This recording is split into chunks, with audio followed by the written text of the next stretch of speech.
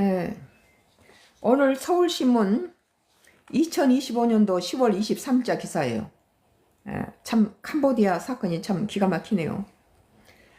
캄보디아 조직의 지인 넘긴 20대 검찰 구형보다도 센 10년 중형.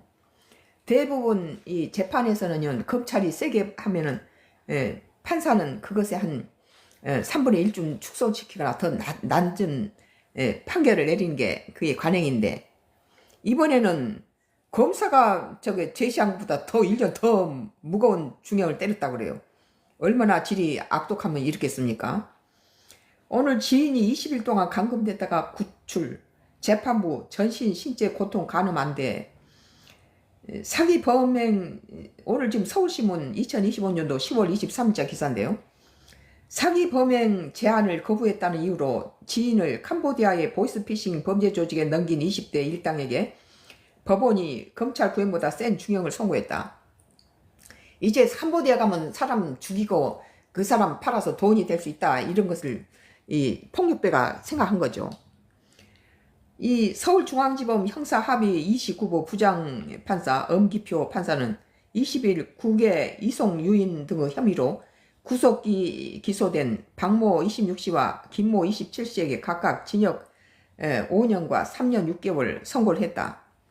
특히 재판부는 주범인 신씨에게는 검찰 구형 징역인 9년보다도 1년 더 많은 10년형을 때렸다고 그래요. 아주 내가 들어보니까 잘했다고 생각하네요.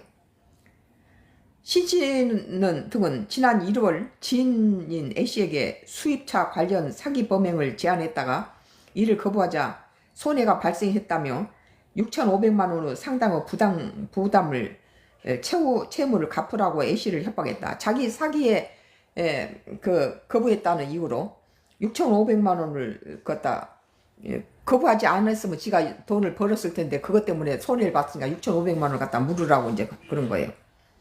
그러니까 사기 행위에 대해서 제안을 한 것을 거부했다는 이유로.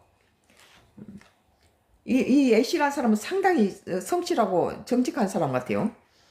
이후 캄보디아 관련 관광 사업을 추진 중인 현지에 가서 계약서만 받아오라고, 그러면 채무를 없애주겠다고 A씨를 속여서 캄보디아 현지 조직원을 베트남 국경에 인근에 있는 범죄 단지에 A씨를 감금하고 여권과 휴대전화를 빼앗은 뒤